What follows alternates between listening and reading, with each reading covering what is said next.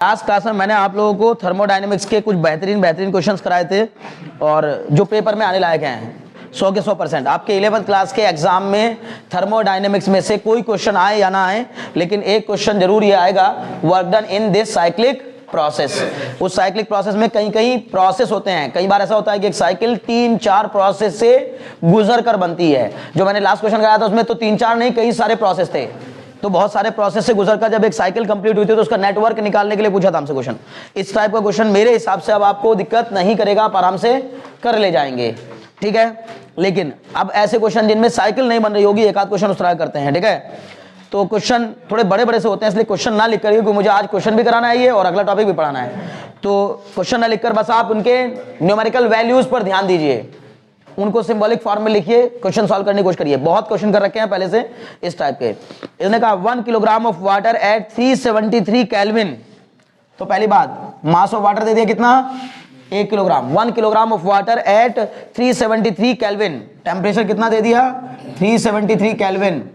Okay, converted into steam at the same temperature. 373 kelvin मतलब 100 degree Celsius, boiling point है ये। तो ये कन्वर्ट हो रहा है किसमें, स्टीम में, इसी सेम टेम्परेचर पर रहते हुए।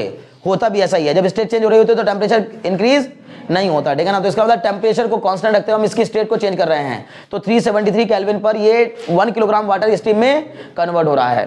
हो गया। अब the volume of 1 centimetre cube of water becomes, please concentrate, बढ़िया क्वेश्चन है। 1 kilogram of water at 373 Kelvin is converted into steam at the temperature. Okay, the volume of 1 centimeter cube of water becomes 1 centimeter cube of water becomes the volume of 1 centimeter cube of water becomes 1671 centimeter cube. 1671 centimeter cube on boiling. क्या समझ में आया बताओ इससे? निखिल बताओ इस बात का मीनिंग। पीयूष बताए, बताओ। हाँ, स्टीम बनने के बाद हाँ, इतना सा पानी स्टीम बनने पर इतना फैल जाता है। समझ में आ रही बात ना?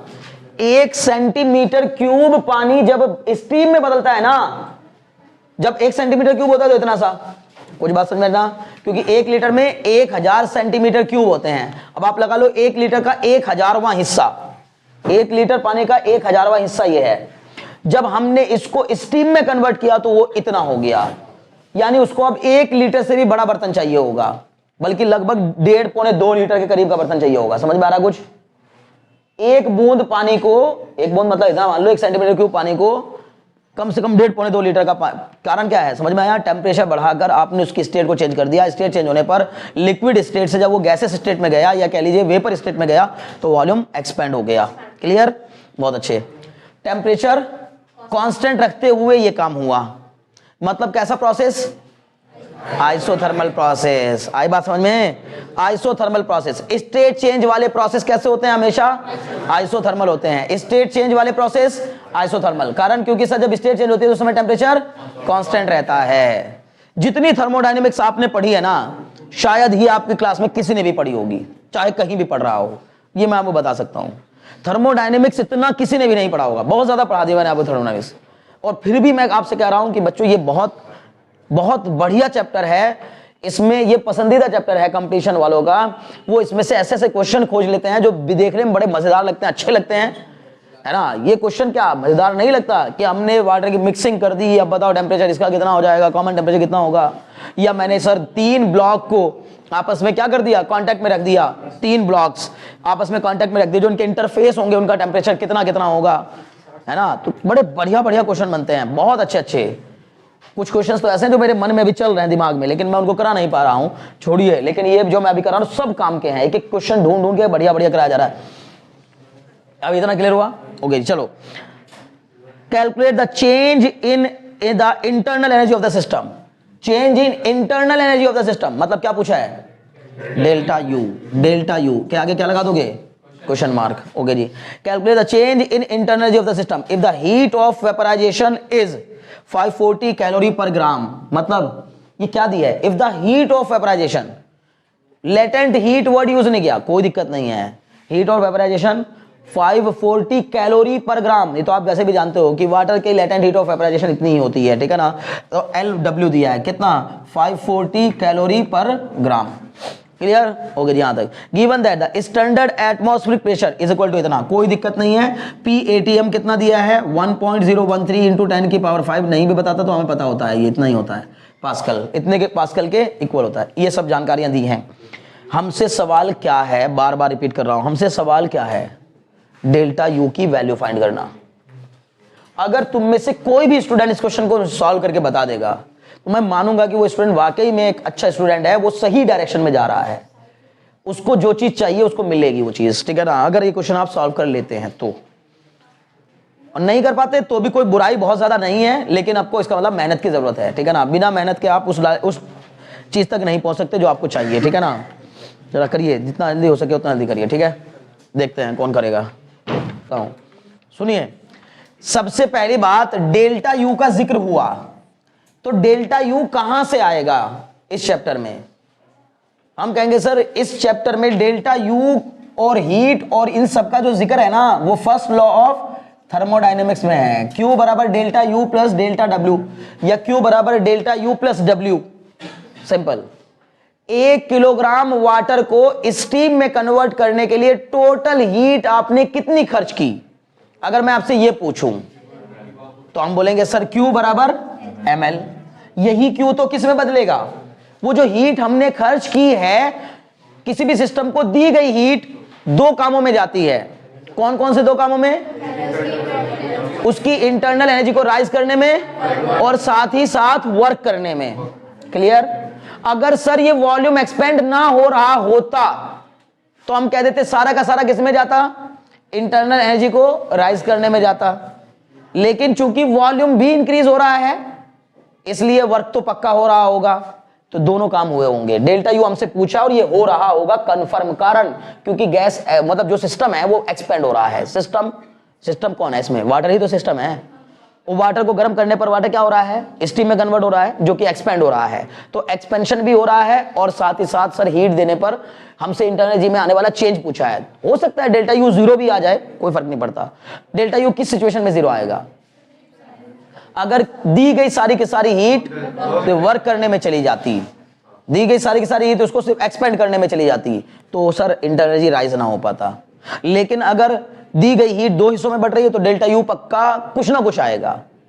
अगर डेल्टा यू सपोज करो खुदा ना खास्ता नेगेटिव आ जाए तो इससे क्या जानकारी निकल गई, सर हम हीट भी दे रहे हैं उसके बावजूद इंटरनल एनर्जी डिक्रीज हो गई।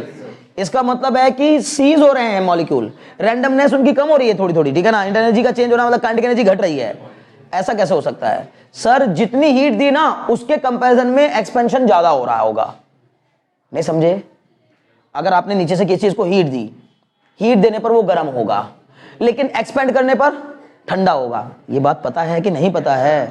ये जो हमारे कुकर में से उठती हुई भाप, या ये कह लो जी सर वो मैं स्टीमर लेकर के स्टीम ले रहा हूं उससे, ठीक है ना, या स्टीम बात ले रहा हूं, स्टीम बात, ठीक है ना, जो स्टीम वाली स्टीम बात लेते हैं उससे, अगर स्टीम इतनी इंटेंस होती है, इतना टेम्परेचर होता है स्टीम का कि अगर उसको इंटेंस कर दो एक जगह पर, जब स्टीम बात देते हैं तो एक जगह नहीं रोकते, उसको ऐसे करते हैं, ठीक है ना। स्टीम बात ऐसे करके फैला करके देते हैं। क्लियर रहती बात ना, स्टीम बात समझते हो कि नहीं भाई। कोई जोड़ आपका काम नहीं कर रहा है, कहीं रुक गया है, जाम हो रहा है, सीज हो रही है चीजें, ठीक है ना, मतलब अंदर पता लगा ये गट्टा आपका ऐसे पूरा रिएक्ट नहीं कर रहा अच्छे से, ठीक है ना, स्टिफ होने लगा है, तो उसको क्या करते हैं, स्टीम बात देते हैं। स्टीम बात देने का मतलब है कि धीरे धीरे अंदर जो मॉलिक्यूल्स हैं वो क्या हो जाएं, एक्टिव हो जाएंगे। समझ में आ रही बात ना, उनको एक्टिवेट करने के लिए ऐसा करते हैं। अब ये जो स्टीम बात देते हैं इसको अगर इंटेंस कर दोगे जल जाएगा तुरंत, ठीक है ना। कुछ बात समझ में ना, इंटेंस कर दोगे, इंटेंस का मतलब एक फ्लेम की तरह से निकालो स्टीम, जैसे किसके प्रेशर कुकर की सीटी में से स्टीम निकलती है। हालांकि वो भी उसमें भी इसलिए चारों पांचों तरफ बना रखे होते हैं खांचे, ताकि हर तरफ निकले, फैल जाए एकदम से निकलते ही। अगर उसको कहीं से फैलने का मौका नहीं तो सारे उसके बाकी 3 छेद बंद कर दो और एक छेद से निकालो, उसके सामने अपना मुंह करके बैठ जाओ, मजे लो आराम से, क्लियर हो जाएगा, सब कुछ समझ में आ जाएगा क्या होने वाला है। नहीं करना ऐसा, ठीक है ना, क्लियर है। बहुत खतरनाक होती, बहुत खतरनाक आंच होती है, जलते हुए खोलते हुए पानी से ज्यादा खतरनाक होती है भाप, समझ गया ना, ये चीज ध्यान रखिएगा।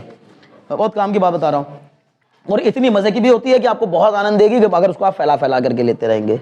तो ऐसी सर्दियों में तो भाप बहुत आनंद देगी आपको, अगर आप सही प्रॉपर वे में लें, मतलब उसको फैला करके लेंगे। तो फैलाने से क्या होता है सर, जितना फैलती है टेम्परेचर डाउन भी होता जाता है और हमें उससे गर्माहट भी मिलती जाती है। क्लियर है, दोनों काम हो रहा होता है। अब क्लियर हो रहा है? ओके। तो कहने का मतलब यह है, अगर क्या ऐसा कभी हो सकता है कि हम किस चीज को हीट भी करें और वो ठंडी हो जाए? मैं ये कहना चाह रहा हूं, गर्म कर रहे हैं, हीट दे रहे हैं और वो ठंडी हो रही हो, क्या ऐसा पॉसिबल है? बोलेंगे यस सर, ऐसा भी पॉसिबल है, बशर्ते कि जितना हीट अप कर रहे हैं, जितनी हीट दे रहे हैं, उससे ज्यादा, उसके कंपैरिजन में एक्सपेंशन ज्यादा कर दे रहे हैं। एक्सपेंशन से चीजें ठंडी होती हैं। क्लियर है ना? सिंपल, समझ में आ रहा है? हर एक चीज पॉसिबल है, दिमाग से बस काम लेना है। ये भी तरीका कर सकते, ये करेंगे तो ये हो जाएगा, ये करेंगे तो हो जाएगा। यार क्या जादू है, गर्म कर रहे हो लेकिन ठंडा हो रहा है, समझ गए ना? लेकिन उसके लिए मीन्स लगाने पड़ेंगे, अप्लाई करने पड़ेंगे। छोड़ो खैर, इस सिस्टम में, इस पूरे प्रोसेस में कितनी हीट गई sir? 1000 gram into 540 calorie per ग्राम था, तो 540 कैलोरी पर ग्राम, और ये ग्राम, तो ग्राम से ग्राम कैंसिल, कुल मिला जुलाकर कितना आ गया? क्या आ गया? 40 कैलोरी। लेकिन आप इसको जूल में बदल दीजिए तो ये हो जाएगा कितना? इंटू में 4.2 जूल। समझ में आया कि नहीं? बोलो। इससे क्या निकल आया? इससे निकल आया total heat given to the system, निकल आया। अब इस total heat given to the system में दो काम हुए होंगे, डेल्टा यू और डेल्टा डब्ल्यू। सर ये तो हो गया, समझ में आ गया, कर लोगे इसको, मल्टीप्लाई कर लेना भी है ना। अब क्या निकालना है? डब्ल्यू। तो डब्ल्यू इक्वल टू क्या हो जाएगा formula? P into delta we. W बराबर पी इंटू डेल्टा वी। क्या फॉर्मूला लगाओगे? होता है कि नहीं होता है? एटमॉस्फेरिक प्रेशर को कांस्टेंट रखते हुए वॉल्यूम एक्सपेंड हो रहा है, समझ रहे हो? फैलने का मौका मिल रहा है। कैसे मिल रहा है सर? बाहर एटमॉस्फेयर है और गैस भाप बन के क्या होती है, सॉरी वाटर जो है वो भाप बन के उड़ता जा रहा है। तो 1 atm प्रेशर बाहर का हो और गैस एक्सपेंड हो, तो उसने बताया इतना होगा एक्सपेंशन। अच्छा बताओ, क्या यही 1 सेंटीमीटर क्यूब भाप में बदलने पर 2000 सेंटीमीटर क्यूब भी हो सकता है क्या? यार इतना दिमाग लगा के पढ़ा रहा कोई टीचर और आप ना पढ़ रहे हो, बहुत बुरा लगता है। मैं कह रहा हूं, क्या अभी मैंने बोला 1 सेंटीमीटर क्यूब पानी जब भाप में बदलता है तो इतना सेंटीमीटर क्यूब हो जाता है। क्या ऐसा भी हो सकता है कि 1 सेंटीमीटर क्यूब पानी भाप में बदले और 2000 सेंटीमीटर क्यूब हो जाए? क्या करके?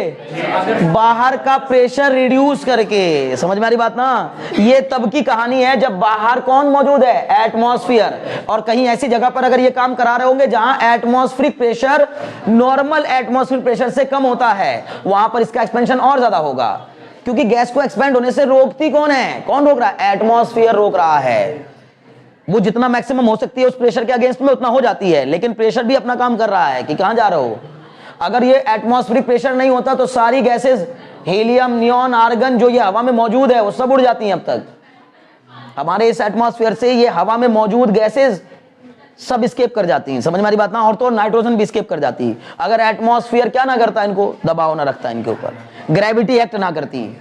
इधर से नीचे से ग्रेविटी एक्ट कर रही है, अर्थ की ग्रेविटी एक्ट कर रही है, ऊपर से एटमॉस्फेयर का प्रेशर भी पड़ रहा है। समझ में आ रही बात ना? बहुत अच्छे। चलो जी, अब कुल मिला जुलाकर ये प्रेशर इतना रखते हुए, कितना प्रेशर रखते हुए? 1 atm प्रेशर रखते हुए। 1 atm बोले तो इतना पास्कल। ये चूंकि पास्कल में दे रखा है इसलिए मैंने इसको पहले किस में बदला? जूल में बदला है। अभी कोई डाउट तो नहीं? बहुत अच्छे। कैसे निकाला सर? आपने तो उसको ग्राम में बदल के निकाला था, कोई दिक्कत नहीं ना। मैंने ग्राम से ग्राम काट दिया और कैलोरी में आंसर आ गया, उसको जूल में बदल दिया, उसमें कौन सी बड़ी बात है? क्लियर हो गया? बहुत अच्छे। अब W बराबर P लिखो 1.013 इंटू 10 की power 5 into delta V। Sir 1671 minus भाई V2 माइनस V1 ही तो होता है, P into V2 minus V1। W बराबर P into V2 minus V1। तो 1671 माइनस 1 कितना हो गया? 1670। तो 1.013 इंटू 10 की पावर 5 इंटू 1670, इसको मल्टीप्लाई करेंगे, यहां से W निकल आएगा। ये भी किस में आएगा? जूल में आएगा। क्लियर? तुम्हारे पास फॉर्मूला क्या है? Q तुम्हारे पास Q मिल गया, W मिल गया, डेल्टा U निकालना है, फॉर्मूले में रखेंगे, दौड़ते हुए आंसर आ जाएगा। बोलो कोई डाउट हो तो? फर्स्ट लॉ ऑफ थर्मोडायनेमिक्स का क्वेश्चन था ये सही मायनों में, लेकिन इसने मिक्स कई सारी चीजें कर दी थी। अब क्लियर हो गया? मैंने क्यों कहा था? अच्छा, अभी करने के बाद, मेरे करने के बाद आपको लग रहा होगा यार तो आसान था क्वेश्चन, इतना तो मुश्किल नहीं था ना। फिर भी मैं ये कह रहा था कि जो बच्चे इसको कर लेगा मेरे हिसाब से वो पालेगा जो वो चाहता है। क्यों कह रहा हूं? क्योंकि प्यारो इतना लेवल अगर आपने अपना अचीव कर लिया ना तो आप बहुत सही कंडीशन में हैं, घबराइए मत। लेकिन आप अगर इनसे भी भाग रहे हैं, आपको ये भी नहीं आ रहा है, इसका मतलब आप बहुत ही बुरी कंडीशन में हैं, ठीक है ना।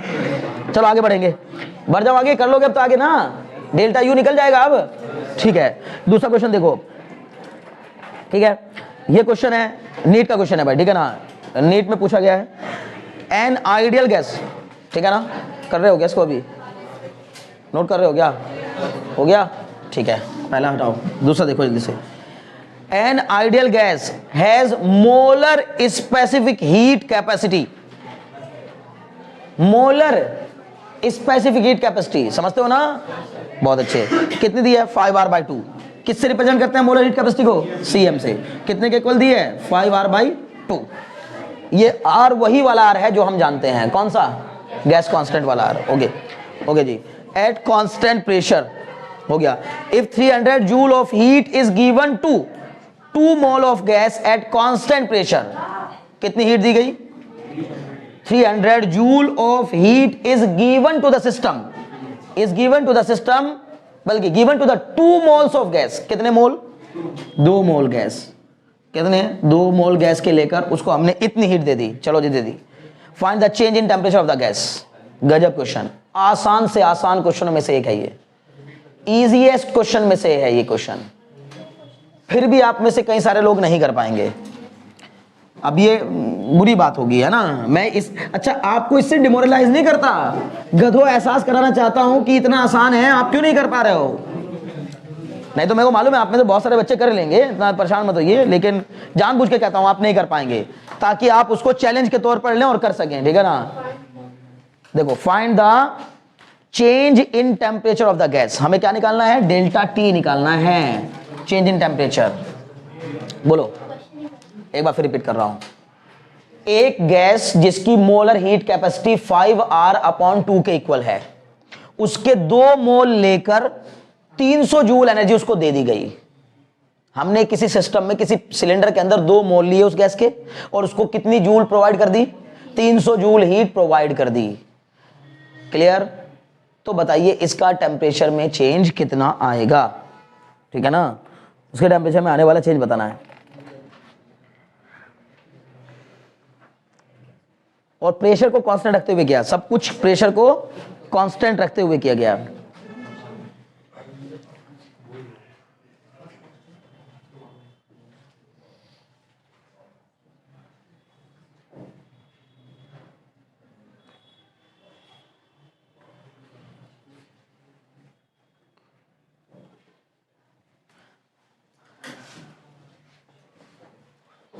कारण क्योंकि आप नहीं समझ पाए, क्या फॉर्मूला लगेगा, Q बराबर N Cm डेल्टा टी, याद करो मैंने कहा था जब मोलर हीट कैपेसिटी आती तो फॉर्मूला ये लगता है,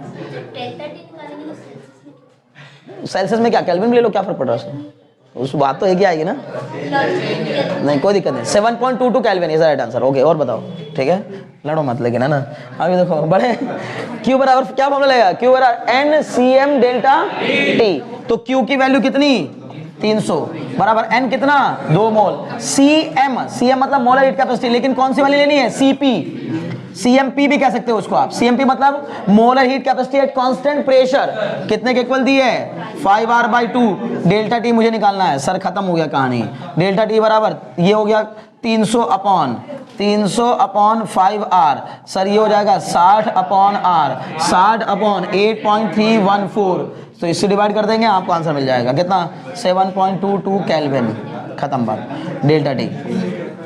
सुनो मेरी बात ध्यान से, लेकिन आपने ये कैसे डिसाइड कर लिया जब उसने कहा एट कांस्टेंट प्रेशर, आंसर यही है, घबराइए मत, पेपर में आप ऐसा करोगे आपको ऑप्शन में ये आंसर मिल जाएगा, नीट का क्वेश्चन है तो ऑप्शनल क्वेश्चन था, तो ऑप्शन में ये क्वेश्चन मिल जाएगा, अब सॉरी आंसर मिलेगा तो आप सही कर देना उसको, खत्म बात। लेकिन ये क्वेश्चन फिर भी सही नहीं है, क्वेश्चन सही नहीं है, कारण क्योंकि हमें ना तो ये बताया गया कि ये प्रोसेस आइसोकोरिक है, और ना हमें वॉल्यूम में आने वाला चेंज दिया गया है, तो जब दिया नहीं गया तो हमारी मजबूरी है कि हम डेल्टा वी को 0 ही मान के चलेंगे, अदरवाइज ये कैसे डिसाइड कर लिया हमने कि दी गई हीट सिर्फ टेम्परेचर को ही चेंज करने में जाएगी, हमारे हिसाब से तो हमने फॉर्मूला क्या लिखा है, आइडियल गैस होगी तब भी फैलेगी नहीं क्या,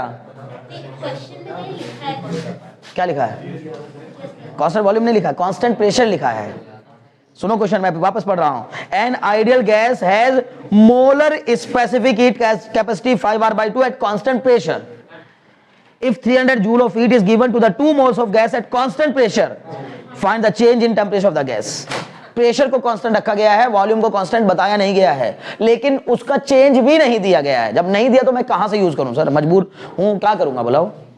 इस क्वेश्चन में मतलब आपके पास ये तो कहने को है कि सर जब वॉल्यूम में आने वाला चेंज दिया ही नहीं गया है तो मैं अपने मन से कितना ले लूंगा, तो मुझे तो लेना नहीं है, फिर बस मैं क्या ही मानूंगा कि दी गई हीट किस काम में गई होगी, टेम्परेचर को राइज करने में गई होगी। बोलो बात समझ में आया कि नहीं, इधर में कोई डाउट है?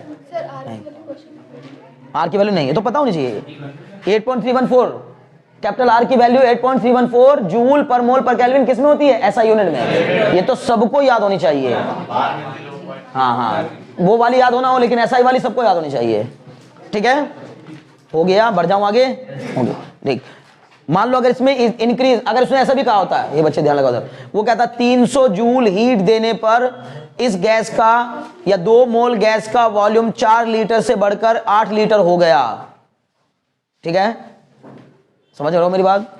तो बताइए कि टेम्परेचर राइज कितना हुआ होगा। तब आप पहले क्या करोगे, डेल्टा डब्ल्यू अलग निकालोगे, क्यू इतना लोगे, फिर क्यू बराबर delta U plus delta B.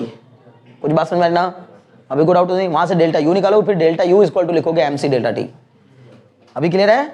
क्योंकि डेल्टा यू ही सी डेल्टा टी के इक्वल होता है, पता है कि नहीं ये बात। और डेल्टा एच जो है वो, डेल्टा एच जो होता है वो सीपी डेल्टा टी के इक्वल होता है, और डेल्टा यू जो है वो सीवी डेल्टा टी के इक्वल होता है। क्लियर है? अभी कोई डाउट तो नहीं? ठीक, चलो आगे बढ़ते हैं। ठीक है ना, बड़ा बेहतरीन क्वेश्चन था ये, हो गया, खत्म करो उसको।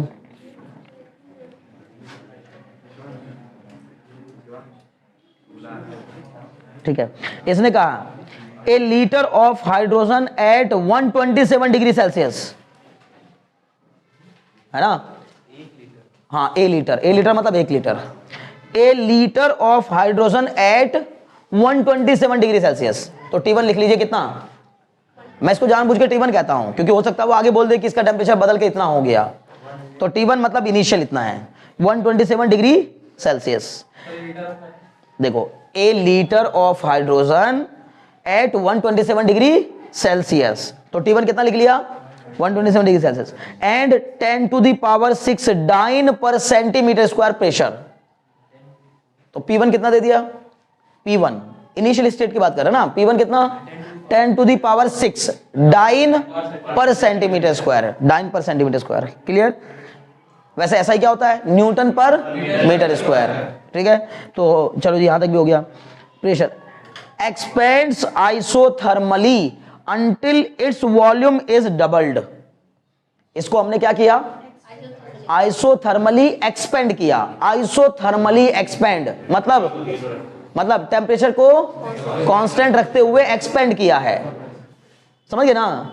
अच्छा, पढ़ने में ना मजा फील तब आएगा जैसे तुम ना, जब बोल रहा हूं आइसोथर्मली एक्सपेंड किया, तुम्हें अब इसी समझ में तो सारे वर्ड आने लगे हैं क्योंकि इतनी बार यूज हो चुके हैं। Isothermal, isobaric, isochoric, adiabatic, expansion, compression, सब समझ में सब आ रहा है, लेकिन तुम उसकी पिक्चर नहीं बनाते हो दिमाग में अपने। मतलब जैसे जैसे मैं क्वेश्चन पढ़ता हूं ना, मैं अपनी बात कर रहा हूं, मैं ऐसे पिक्चर बनाता हूं कि अच्छा अभी मेरे पास एक गैस है जो कितने टेम्परेचर है, फिर ये क्या हो रही है, ये डबल हो गई है, मतलब अच्छा इसका वॉल्यूम बढ़ रहा है। तो इससे पिक्चर बनाने से ना दिमाग में देर तक रहता है क्वेश्चन। क्लियर? आप खाली उसको बस सुनते हो, वर्ड्स को सुन करके उसके हिसाब से काम करने की कोशिश करते हो। मैं उसकी पिक्चर बनाने की कोशिश करता हूं कि अच्छा ऐसे एक्सपेंड हो रहा है, कंप्रेस हो रहा है। ठीक है ना?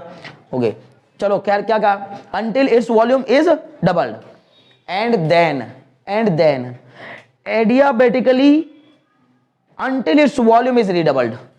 मतलब कुल मिलाकर मैंने पहले इस गैस को आइसोथर्मली एक्सपेंड किया जब तक कि उसका वॉल्यूम डबल नहीं हो जाए। हो गया, उसका वॉल्यूम डबल होने के बाद मैंने उसको फिर एक्सपेंड किया, लेकिन अब एडियाबेटिकली एक्सपेंड किया। अब कैसे एक्सपेंड किया, एडियाबेटिकली, और उसका भी डबल हो गया, जितना था उसका डबल हो गया, अंटिल रीडबल्ड। बहुत बढ़िया क्वेश्चन है, कंप्लीशन क्वेश्चन है। ठीक है ना? अंटिल रीडबल्ड हो गया। Find the pressure of the gas, find the pressure of the gas मतलब फाइनल प्रेशर बताना है कुल मिलाकर। Find the final pressure of the gas given gamma equal to 1.4।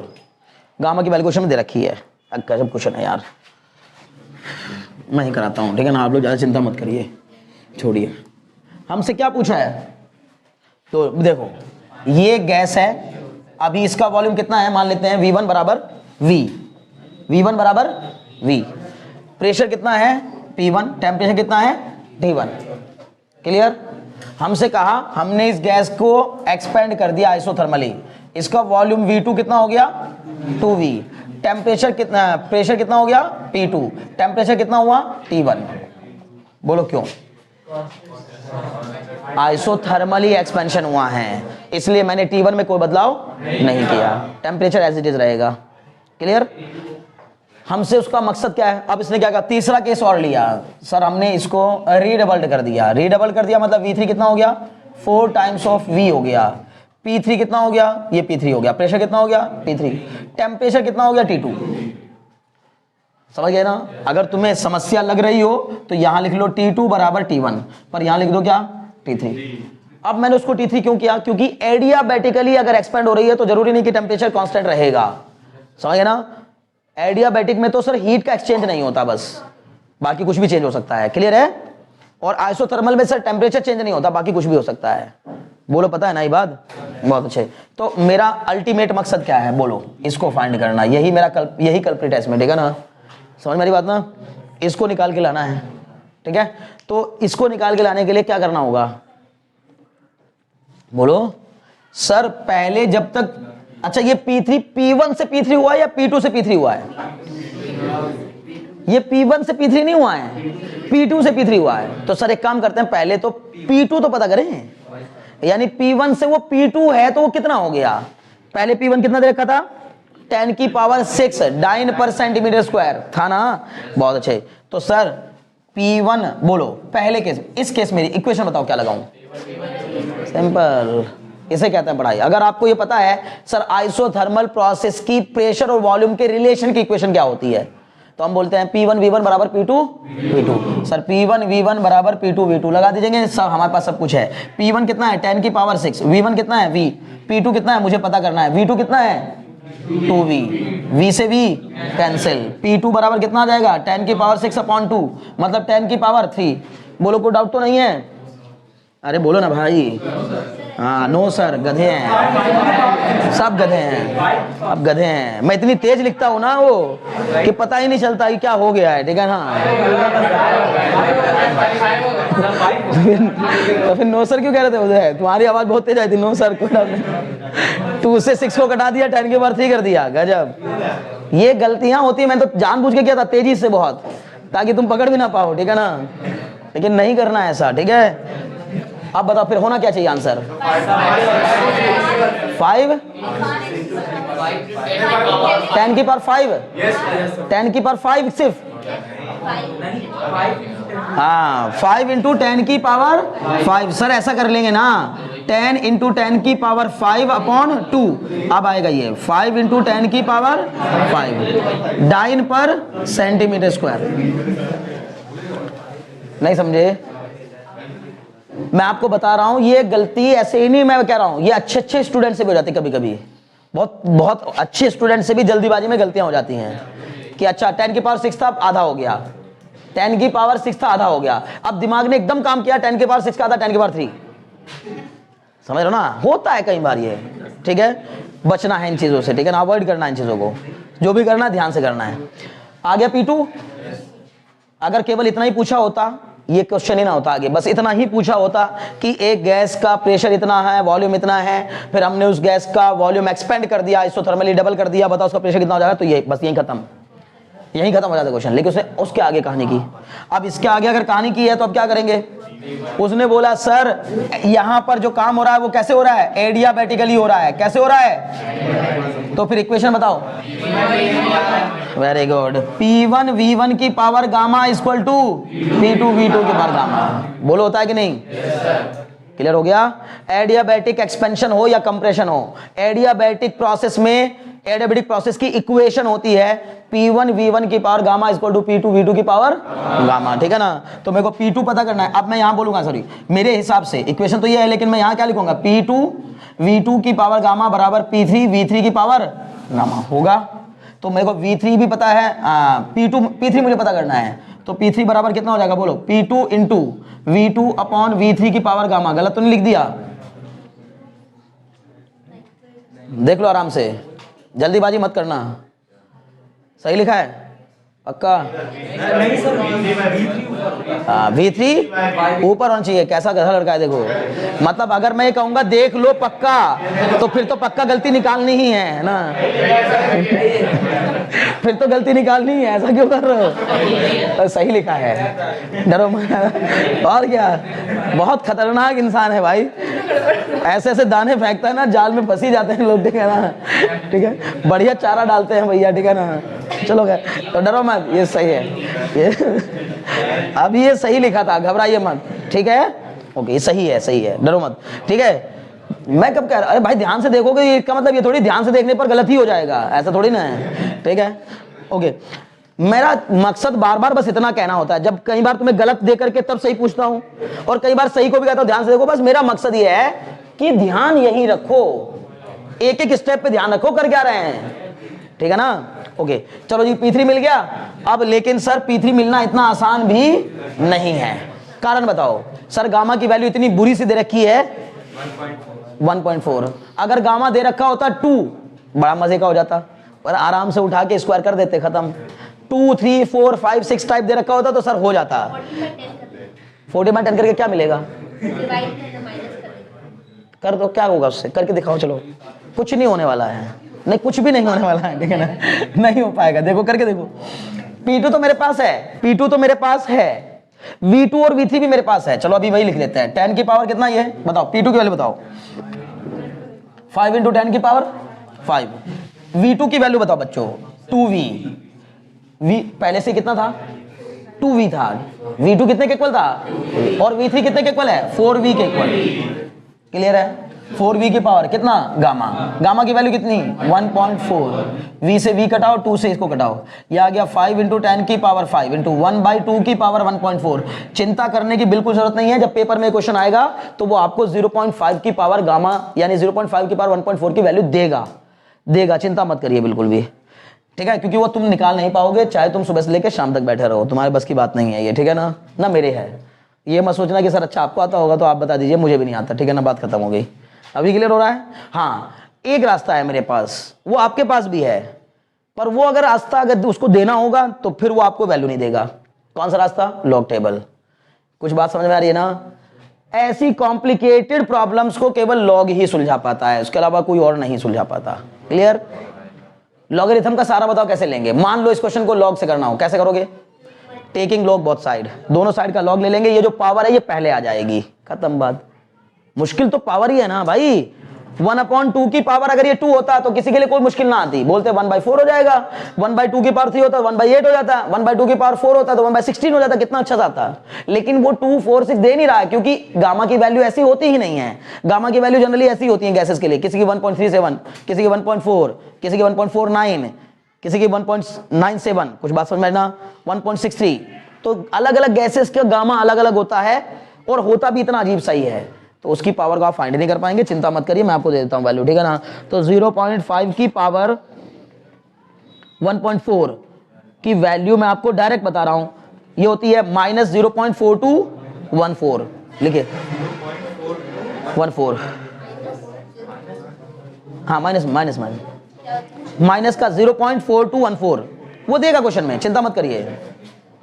अच्छा सॉरी सुनो, नहीं माइनस में नहीं होगा। अरे यार इसने ना पता क्या कर दिया, इसने तो लॉग से ही किया है, मैं क्या करूं, अब इसने लॉग की वैल्यू दी है, छोड़ो खत्म करो। तो बस लिख दो answer, P3 equal to, paper में आएगा आंसर लिख देना, P3 इक्वल टू, बस इतना ही छोड़ दो, खत्म करो, ना करो कुछ भी। बहुत ज्यादा मन होगा पहली बात नहीं दे, मैं फिर कह रहा हूं कि उसके चांस बहुत कम है, इसलिए यहां तक पूछता है।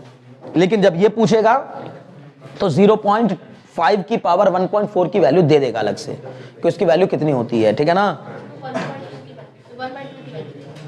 किसकी? नहीं, अभी उसने किसकी वैल्यू दी है वो भी बता देता हूं। उसने log 0.5 की वैल्यू दी है, हाँ 1.4 से मल्टीप्लाई, और हम कह रहे हैं आप मत दो भाई। क्यों दे रहे हो? जब आपको यही वैल्यू देनी थी फिर क्यों दे रहे हो? तो मैं कर लूंगा।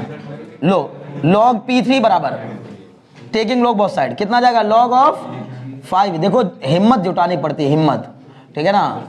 क्या करो इसको 0.5 की पावर 1.4, यही तो है। आप इस पूरे को ले लो एक साथ, ये बन जाएगा, बोलो क्या? वैसे भी आप मुझे बताओ, log 5 plus 3 log 10 plus 1.4 log 0.5, बोलो समझ में आया कि नहीं? पहले इतने को समझो। अगर आप में से किसी को भी ये नहीं आता ना, फिर कोई चांस नहीं कि आप ये क्वेश्चन सॉल्व कर पाएंगे, क्योंकि मुझे ज्यादातर लगता है कि वो लॉग टेबल देकर आपको ज्यादा फंसाएगा, ठीक है ना, कि लॉग टेबल रखो और करो जाके सॉल्व। बच्चे 10 के बाद 5 ही होगा मेरे प्यारे, ठीक है ना, 5, और यहाँ पर भी क्या ही आएगा, 5 log 10, ठीक है ना। और बताओ, ठीक है, पहले ये बताओ, ये मैंने जो लिखा है ये समझ में आ रहा है? बोलो कैसे लिख दिया sir? log m into n into r, मतलब होता है log m plus log n plus log r। जितनी भी टर्म मल्टीप्लाई में लिखे होते हैं सब प्लस में बदल जाते हैं, ठीक है ना। जितने भी टर्म मल्टीप्लाई में लिखे होते हैं सब प्लस में बदल जाते हैं, बोलो बदल जाते हैं कि नहीं? दूसरी बात, सर जो पावर लिखी होती है, ध्यान दो भाई ध्यान दो, जो पावर लिखी होती है वो पहले आ जाती है, क्लियर? log m की पावर n बराबर क्या होता है? log m की पावर n बराबर n log m into n बराबर क्या होता है? log m plus log n, होता ना सारे काम। इसकी वैल्यू आप जानते हो 0.6990, भूल गए क्या? अभी कल ही तो बताई थी, कल परसों बताई थी, 0.6990 प्लस log 10 की वैल्यू आप जानते हो 1, 5 इंटू 1 प्लस 1.4 इंटू log 0.5 की वैल्यू भी आप जानते हो। आप बोलो नहीं सर मैं तो नहीं जानता हूं, मैं कह रहा हूं मैं कहूंगा तुम जानते हो। बोलो कैसे? इसको लिख लेंगे log 5/10, log 5/10, इसीलिए माइनस में आ रहा है वो। log 5 की वैल्यू कितनी? 0.6990, और log 10 की वैल्यू कितनी? 1, तो log 0.6990 माइनस 1 करेंगे तो ये माइनस में आएगा इसका। बोलो बात समझ में आएगी नहीं? वैसे भी अगर एक भी होल नंबर नहीं होता है लॉग में, मतलब नॉन जीरो के बाद डेसिमल, जीरो के बाद डेसिमल लगा होता है, तो उसकी वैल्यू हमेशा नेगेटिव ही आती है। क्यों? क्योंकि अगर एक भी नॉन जीरो होगा तो 0 पॉइंट कुछ करके आंसर आएगा। अरे कुछ समझ में आ रहा है मैं क्या बोल रहा हूं? हम जब लॉग की वैल्यू निकाला करते थे तो हम कहते थे अगर 4 नॉन जीरो नंबर तो 3 पॉइंट कुछ करके आएगा आंसर। 4 नॉन जीरो डिजिट अगर, सॉरी 4 डेसिमल, 4 होल नंबर अगर हैं, डेसिमल से पहले 4 डिजिट अगर हैं तो 3 पॉइंट कुछ करके आता है आंसर। डेसिमल से पहले अगर 1 डिजिट है तो 0 पॉइंट कुछ करके आता है आंसर। डेसिमल से पहले अगर 2 डिजिट है लॉग में तो 1 पॉइंट कुछ करके आता है आंसर। क्लियर? अगर डेसिमल से पहले एक भी डिजिट नहीं है नॉन जीरो, एक भी नॉन जीरो डिजिट नहीं है तो नेगेटिव आता है आंसर। आई कुछ बात समझ में? लॉग का आंसर फिर कैसा आएगा? नेगेटिव। अभी को डाउट है? हो गया क्वेश्चन सॉल्व। अभी जो निकलेगा वो log P3 की वैल्यू निकलेगी। फिर बाद में क्या करना होगा? ये सब कुछ सॉल्व करने के बाद जो भी आएगा वो log P3 की वैल्यू आई है, P3 की नहीं आई है, तो P3 की वैल्यू हो तो एंटी लॉग कर देंगे, एंटी लॉग ऑफ जो भी आया होगा आपका। अब बात समझ में आएगी नहीं? तुम कर रही हो क्या? हाँ एंटी लॉग लिख लो। हाँ वेरी गुड। आंसर आएगा 1.89 इंटू 10 की power 5 dine per centimetre square. 1.895 into 10 की power 5 dine per centimetre square. Very good. घर पे करना जाके आराम से, बिल्कुल करना, नहीं होगा तो मुझे बताना, लेकिन हो जाएगा, ठीक है?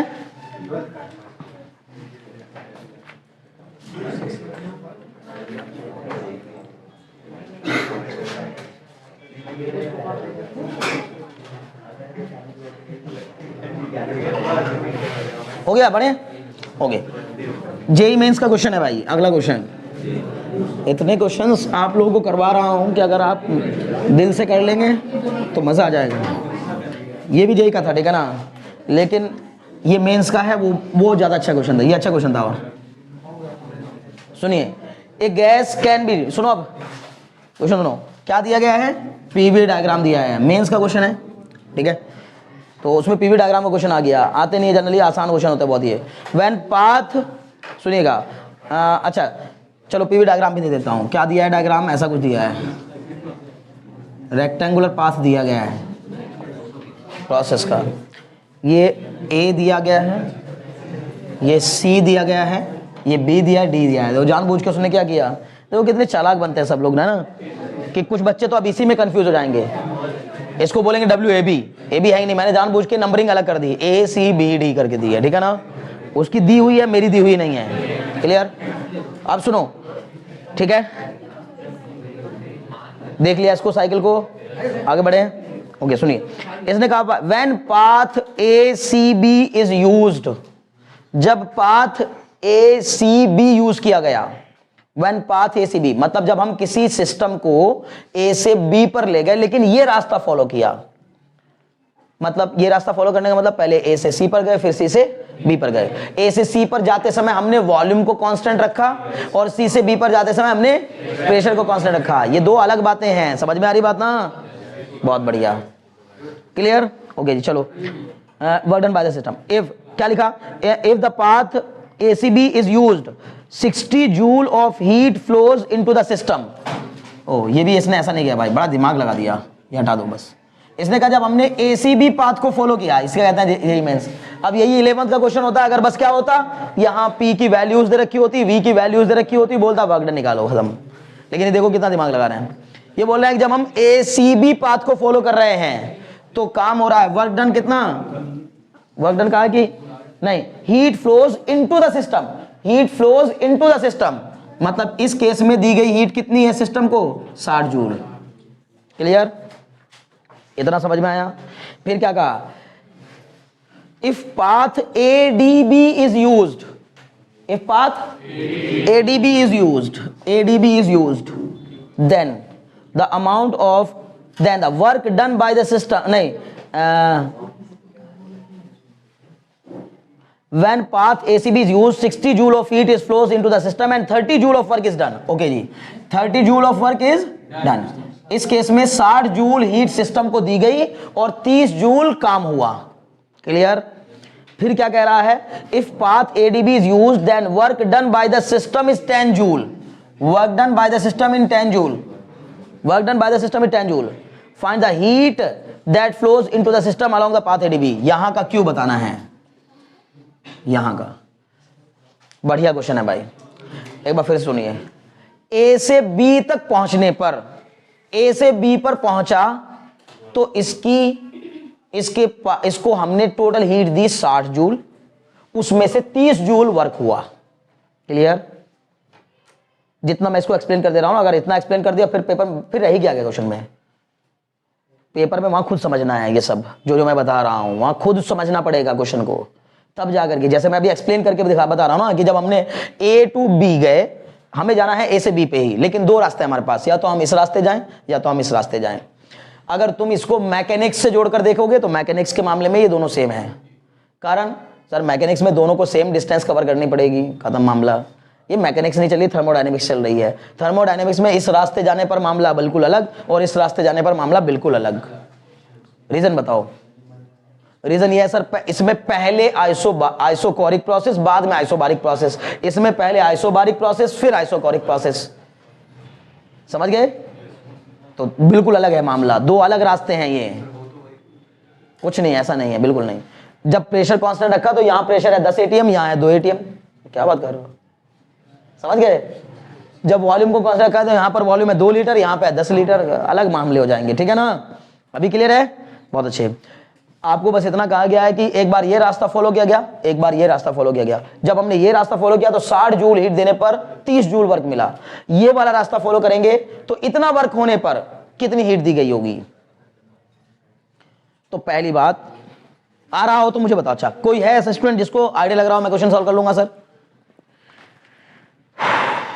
जेईई मेंस 2019 का क्वेश्चन है, अभी रिसेंट, ज्यादा पुराना क्वेश्चन नहीं है, 3-4 साल पुराना क्वेश्चन है, बस 2019 में आया। ठीक है, क्या कर रहे हो तुम लोग?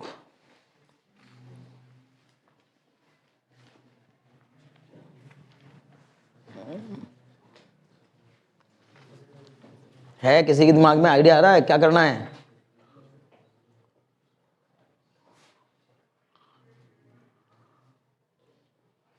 अबे क्या हुआ बताओ? क्या what do you mean by delta U? Sir change in internal energy equal to होता है सी delta T.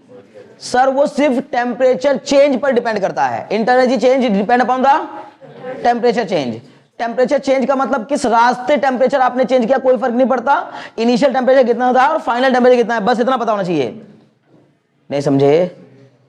T1 minus T2 या T2 माइनस T1, आपको initial temperature T1, final temperature T2 पता हो तो फिर आपका डेल्टा टी निकल आएगा। डेल्टा टी डेल्टा यू पर depend, delta U delta T पर डिपेंड करता है। तो पहले आप इतना समझ लो, internal energy is a point function not a path function. मतलब जैसे किसी गैस की इंटरनल एनर्जी को आपने 40 जूल राइज कर दिया, दो रास्ते हैं, या तो हीट अप करके या तो कंप्रेस करके। नहीं समझे? आप हीट कर दो किसी गैस को तो भी उसकी इंटरनल एनर्जी राइज हो जाएगी, और या फिर उसको अचानक से कंप्रेस कर दो अचानक से तो भी इंटरनल एनर्जी राइज हो जाएगी। कुछ बात समझ में आ रही ना? टेम्परेचर बढ़ जाएगा। क्लियर हो रहा है? बहुत अच्छे। तो इसका उससे लेकिन इस बात से कोई मतलब नहीं है कि आपने टेम्परेचर राइज कंप्रेस करके किया है या हीट देकर किया है। बस इनिशियल टेम्परेचर कितना था वो और फाइनल टेम्परेचर कितना वो, दोनों का डिफरेंस पता होना चाहिए, दोनों का चेंज पता होना चाहिए। तो उससे क्या निकल आएगा? इंटरनल एनर्जी चेंज निकल आएगा। इसका मतलब इंटरनल एनर्जी चेंज मोटे मोटे तौर पर आप चाहो तो यहां पर लिख लेना, जिसको नहीं याद रहेगा कि भैया भूल जाऊंगा नोट पॉइंट में। Internal energy change is a point function. Point, जो भी पॉइंट फंक्शन होते हैं उनका मतलब होता है सिर्फ इनिशियल स्टेट और फाइनल स्टेट से किस रास्ते वो काम किया गया उससे कोई फर्क नहीं पड़ता। मतलब मेरा कहने का है, आप ए से बी जा रहे हैं इस रास्ते को फॉलो करते हुए और ए से बी जा रहे हैं इस रास्ते को फॉलो करते हुए, डेल्टा यू दोनों केस में क्या होगा? सेम हो। अब बात को समझ में आई? Delta U change in internal energy दोनों केस में क्या होगा? सेम होगा। तो बस इस केस की हेल्प से हम क्या निकालेंगे? Q बराबर क्या फॉर्मूला होता है? डेल्टा यू प्लस डब्ल्यू या डेल्टा डब्ल्यू। क्लियर? तो क्या हो जाएगा? Q आपके पास है, कितनी हीट दी? 60। डेल्टा यू मुझे निकल जाएगा 30। सर डेल्टा यू कितना आ गया? 30 जूल। एकदम छोटा सा क्वेश्चन था ये, मजे का क्वेश्चन। बस वो चाहते हैं कॉन्सेप्ट आने चाहिए आपको, तभी क्वेश्चन सॉल्व हो पाते हैं। तो जी डेल्टा यू 30 जूल, यही डेल्टा यू दूसरे पाथ के लिए भी सेम रहेगा, क्योंकि सर जा तो ए से बी पे ही रहे ना। तो ए से बी पे जाना, चाहे रास्ता ये फॉलो करो चाहे ये भी फॉलो कर लो, तब भी डेल्टा यू उतना ही रहेगा। नहीं समझे? और आप ए से सीधे बी पर ऐसे जाओगे तब भी डेल्टा यू उतना ही रहेगा। मैं बार बार आपसे कह रहा हूं, कुछ बात समझ में आ रही है? तो इंटरनल एनर्जी में आने वाला चेंज दूसरे केस में, सेकंड केस में कितना हो गया? Delta U sir second case में भी, इस वाले केस में भी 30 जूल। W कितना हो गया सर? डेल्टा W कह लो या W कह लो, 10 जूल। हमें निकालना क्या है? Q। तो यार फॉर्मूला लगा दो ना भाई, Q बराबर delta U plus W। Answer आ गया 40 जूल। खत्म। 30 प्लस 10 मतलब आंसर 40 जूल। ये हो गया ऑप्शन, खत्म। Q डैश भी कह सकते हो। समझ गए? बताओ क्या मुश्किल था इस क्वेश्चन में? बढ़िया गजब का क्वेश्चन था, लेकिन बड़ा अच्छा क्वेश्चन, दिल खुश कर दिया इस क्वेश्चन ने ना, क्योंकि वो आपसे कॉन्सेप्ट बाह्य जान रहा है। ठीक है ना? आप कॉन्सेप्ट आएंगे तो ही कर पाएंगे क्वेश्चन। चलो हो गया, ठीक है। देखते हैं और कुछ बचा क्या यार? है तो बहुत यार, इसमें बहुत कुछ दिया दुनिया भर के क्वेश्चन। चलो ओके, चलिए ठीक है, हो गया, खत्म करो। नेक्स्ट चैप्टर, नेक्स्ट टॉपिक डालो। सेकंड लॉ, बढ़े बस, हो गया, ठीक है। बल्कि पहले हेडिंग डालो, limitation of first law of thermodynamics. और एक बार मैं इसको केमिस्ट्री में बता चुका हूं, याद है? बता दो, ठीक। नेक्स्ट डालिए जल्दी से, limitation of first law of thermodynamics. First law of thermodynamics के लिमिटेशंस क्या हैं? जल्दी जल्दी जल्दी बच्चों, limitation of first law of thermodynamics.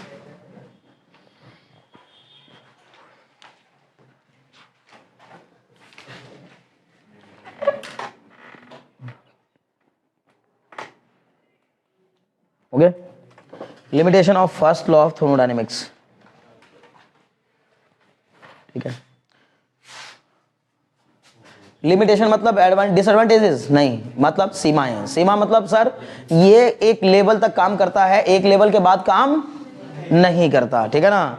या इस बारे में बात बताता है और जो बता रहा है वो तो सही है, लेकिन इसके बियॉन्ड नहीं बता पा रहा है। इसका मतलब, मेरी बात को समझ आ रही है?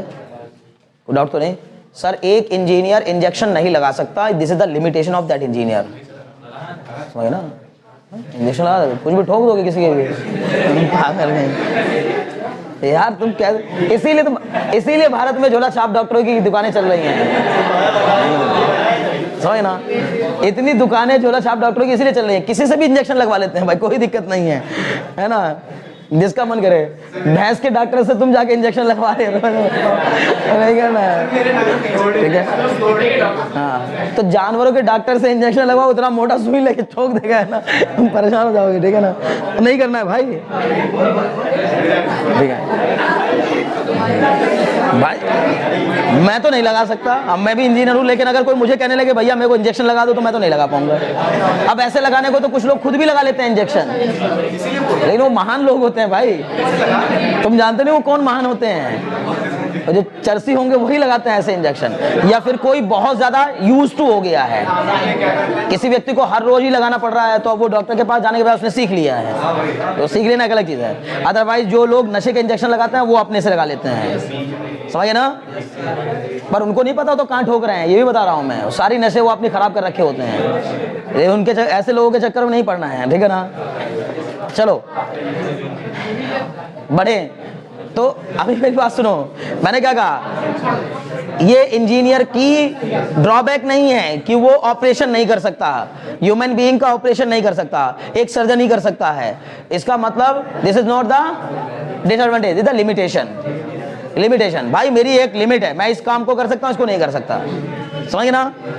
एक फिजिशियन सर्जन का काम नहीं कर सकता, कर रहा है ठीक है, ऐसे जबरदस्ती किसी का भी कर दो कुछ भी, तो फिजिशियन की लिमिटेशन है। फिजिशियन आपको सिर्फ दवाइयां दे सकता है, सर्जरी नहीं कर सकता। सर्जरी करने के लिए स्पेशली सर्जन होना चाहिए, ठीक है ना।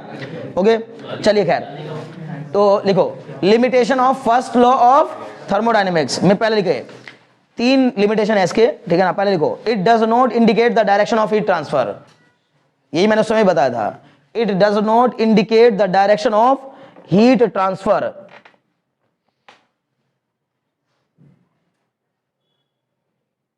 ओके कारण मतलब क्या कहेंगे, it does not indicate the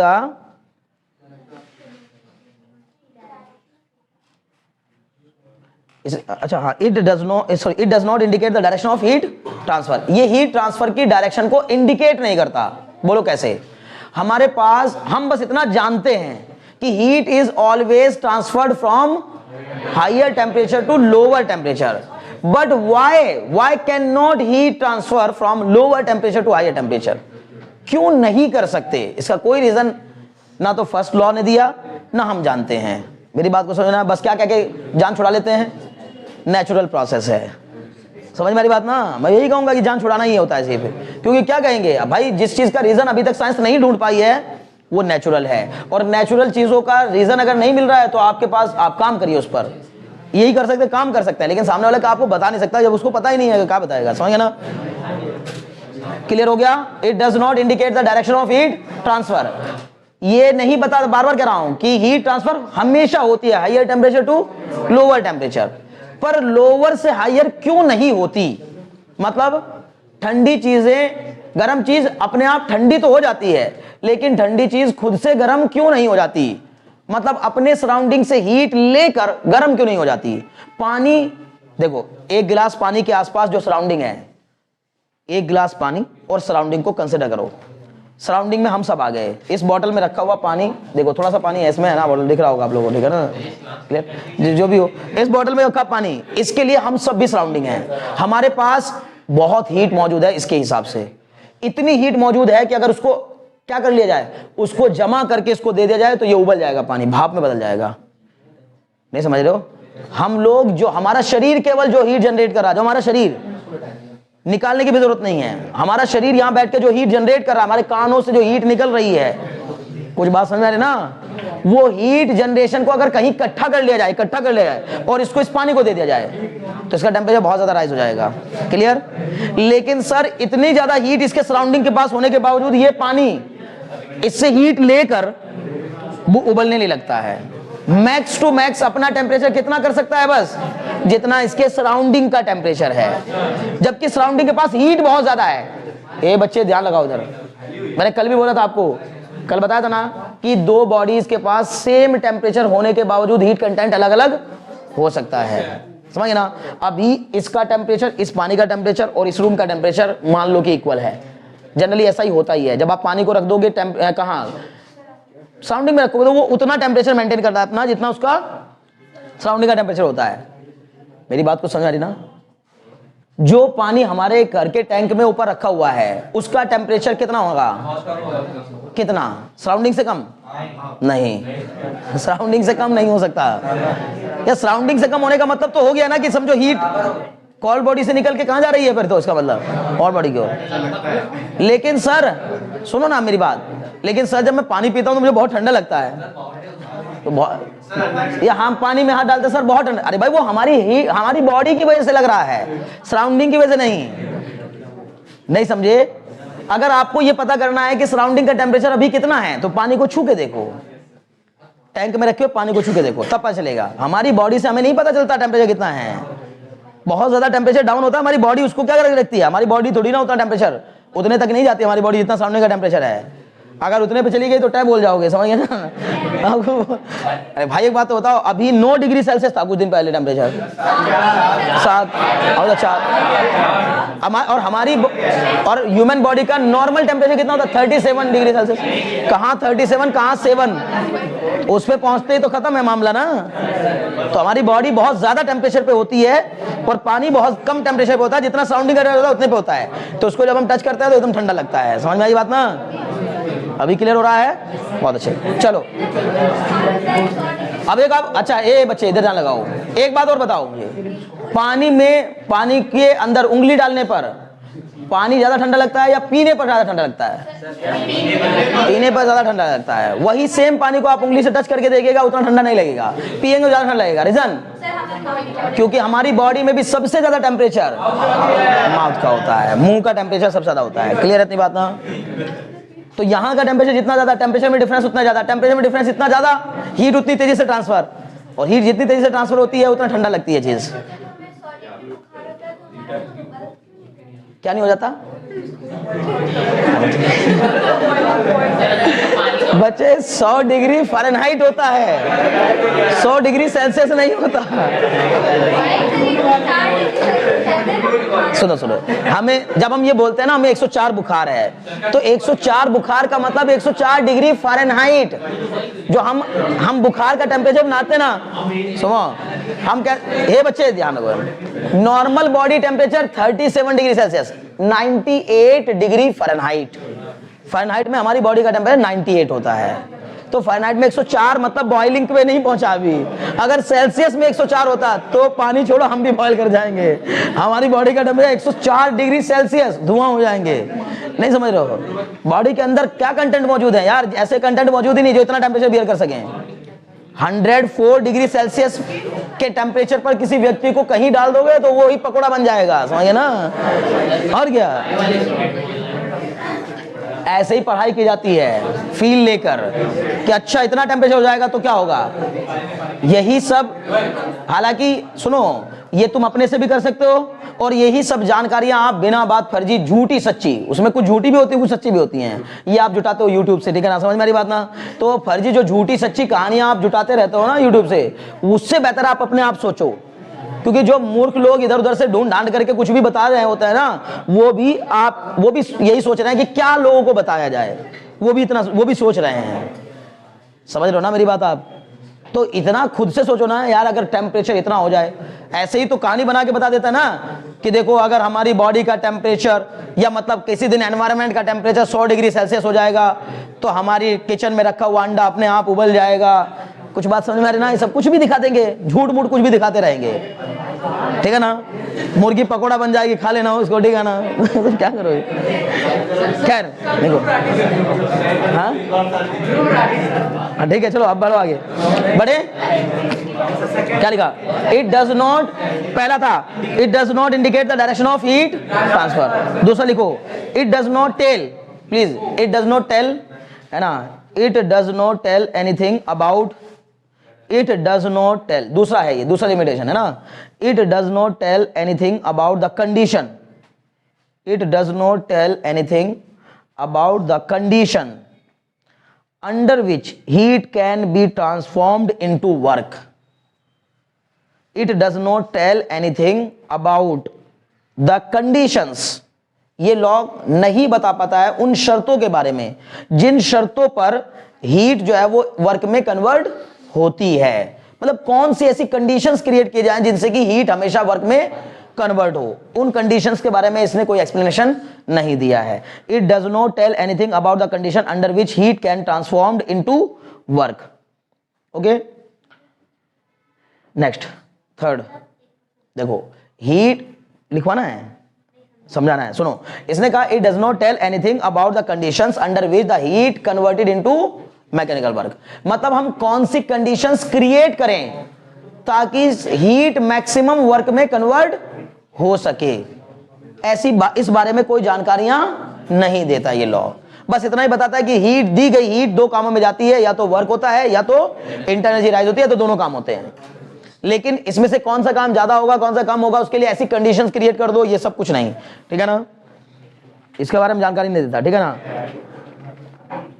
जैसे इसलिए लिखो, ऐसे लिखा, it has been found that no heat engine can be converted all the heat extracted from the source into work continuously without rejecting the, मतलब ऐसा कोई डिवाइस या ऐसी कोई प्रोसेस हम लोग नहीं करा पाते जिसमें कि सराउंडिंग को हीट दिए बगैर सारी की सारी हीट को वर्क में कन्वर्ट कर सकें. ऐसी कंडीशंस के बारे में कोई जानकारी नहीं दी इसने कि क्या ऐसी कंडीशंस क्रिएट की जा सकती हैं जिससे कि दी गई सारी की सारी हीट वर्क में कन्वर्ट हो जाए. पहली बात तो मैंने बताया था, परफेक्टली एडियाबैटिक कोई वॉल होती नहीं है. आप हो सकता है बोले कि सर दी गई सारी हीट किस में जाए, अगर टेम्परेचर को राइज करने में जाए, तो इतना आइडियली भी टेम्परेचर, इतना आइडियली भी कोई चीज को हम हीट देते जाए और वो एक्सपेंड ही ना हो, ऐसा होता नहीं है. ठीक है ना,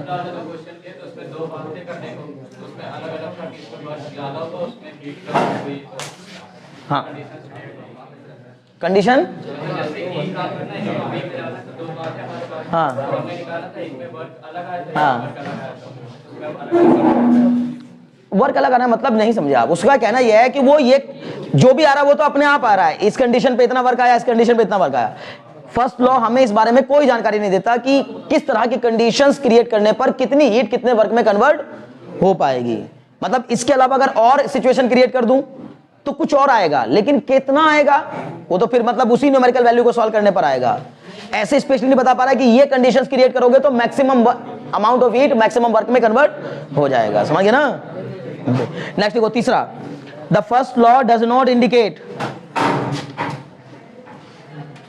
the first law does not indicate, the first law does not indicate as to why, the first law does not indicate as to why as to why the whole of the heat energy, why the whole of the heat energy, whole of the heat energy मतलब total heat energy, WHOLE वाला whole of the heat energy. ठीक है ना, whole of the heat energy. The first law does not indicate as to why the whole of the heat energy cannot be converted into mechanical work, cannot be converted into mechanical work continuously. The first law does not indicate as to why the total भी लिख सकते हो, whole की जगह जरूर नहीं है. total of the heat energy cannot be converted into mechanical work continuously. First law इस बारे में कोई जानकारी नहीं देता कि क्यों हम ऐसा नहीं कर पाते हैं कि दी जाने वाली सारी हीट को लगातार, कॉन्टिन्यूअसली मतलब लगातार, किस में बदला जा सके, मैकेनिकल वर्क में कन्वर्ट किया जा सके. ये तीन लिमिटेशंस हैं, इनको रट्टा मार के ऐसे लिख देना, पेपर में आएगा जरूर, ये ध्यान रखिएगा. ठीक है ना, तो काफी इंपॉर्टेंट है. नेक्स्ट डालिए, second law of thermodynamics, second law of thermodynamics, second law of thermodynamics. ठीक है ना, ये अगला चैप्टर ही चल रहा है. ये limitation of first law of thermodynamics भी उसी में ही है. ठीक है ना, आप मेरे हिसाब से थर्मोडायनेमिक्स चल रहा है, बात खत्म करो, है ना, इसको पूरा करके खत्म करते हैं. ये भी तो थर्मोडायनेमिक्स ही है ना, बात खत्म. मेरे हिसाब से थर्मोडायनेमिक्स एक चैप्टर है. इसमें आप वैसे एबीसी के हिसाब से ये एक नया चैप्टर बना दिया उसने. फर्स्ट लॉ ऑफ थर्मोडायनेमिक्स को एक चैप्टर माना, सेकंड लॉ ऑफ थर्मोडायनेमिक्स को एक चैप्टर माना. ठीक है ना, second law of thermodynamics chapter का फिलहाल नाम, अभी टॉपिक भी वही है, चैप्टर भी वही है. सेकंड लॉ ऑफ थर्मोडायनेमिक्स हो गया. लिखो, लिखिए प्लीज प्लीज, बातें नहीं लिखें. देयर आर, कोई बात नहीं छोड़ो उसको, है ना. There are two statement of second law of thermodynamics, there are two laws of second law of thermodynamics, there are two statement, sorry, there are two statement of second law of thermodynamics. पहला है kelvin statement. Kelvin, यही वो kelvin है जिनके हम temperature के unit मानते हैं. ठीक है ना, केल्विन्स स्टेटमेंट. केल्विन्स का स्टेटमेंट क्या था, केल्विन ने क्या बताया. ठीक है ना, there are two statement of second law of thermodynamics. First है कैल्विन्स स्टेटमेंट।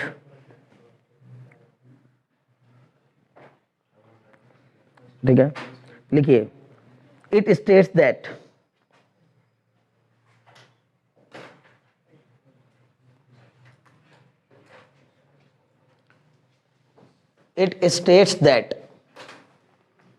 केल्विन्स का स्टेटमेंट देखिए क्या था। थर्मोडायनेमिक्स के लॉ की मुसीबत ये है कि ये मैथमेटिकली प्रूव्ड नहीं है, ठीक है ना, इसीलिए प्रॉब्लमेटिक सिचुएशन है, ठीक है ना। काम बहुत ले लिया हमने इनसे, काम बहुत लिया जा रहा है, सारे इंजन इन्हीं पे बेस्ड काम करते हैं, जितने भी इंजन हम बना रहे हैं, हीट इंजन जो बनते हैं इलेक्ट्रिक इंजन को छोड़ करके, अब इलेक्ट्रिक इंजन दूसरे कहानी पर काम करते हैं, ठीक है ना, लेकिन हीट इंजन जितने भी हैं जो अभी तक चल रहे हैं, अभी तो इलेक्ट्रिक व्हीकल्स आए ही नहीं हैं। जब इलेक्ट्रिक व्हीकल्स आएंगे तो ये जो हीट इंजन अब तक जिससे हम अब तक काम ले रहे हैं, ट्रेनें चला रहे हैं, बसें चला रहे हैं, ट्रक चला रहे हैं, बाइक चला रहे हैं, स्कूटर चला रहे हैं, जो भी चल रहा है सब हीट इंजन से चल रहा है। हीट इंजन जिसमें कि फ्यूल बर्न होता है, हीट जनरेट होती है, उसके हिसाब से वर्क लिया जाता है, समझ में आ रही बात ना। लेकिन आने वाला जो दौर होगा वो इलेक्ट्रिक व्हीकल्स का होगा, ठीक है ना। तो इलेक्ट्रिक व्हीकल्स में क्या होगा, उनमें ये कॉन्सेप्ट काम नहीं करेंगे, फिर दूसरा नई कहानी आ जाएगी एकदम, ठीक है ना। ओके, तो क्या लिखा,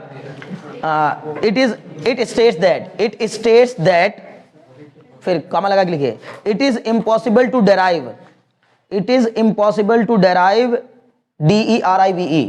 it is impossible to derive a continuous supply of work. It is impossible to derive a continuous supply of work. It is impossible to derive a continuous supply of work by cooling a body. It is impossible to derive a continuous supply of work by cooling a body. By cooling a body to a temperature. It is impossible to derive a continuous supply of work by cooling a body to a temperature lower than that of coldest of its surrounding.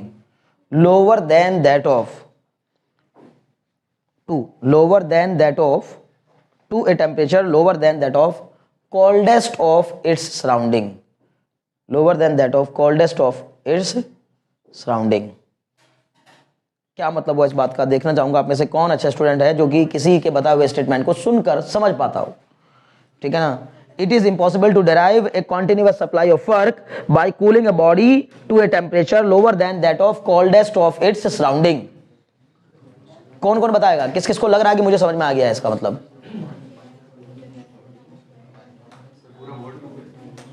नहीं मतलब एक idea क्या लगा है तुम इससे, क्या idea लगा रहे हो।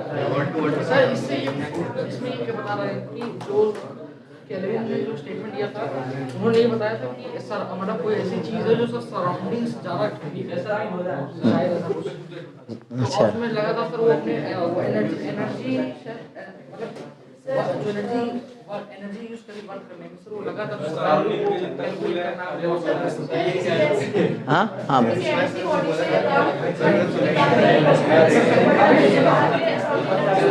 हाँ, वेरी गुड, सही है। हाँ बताओ।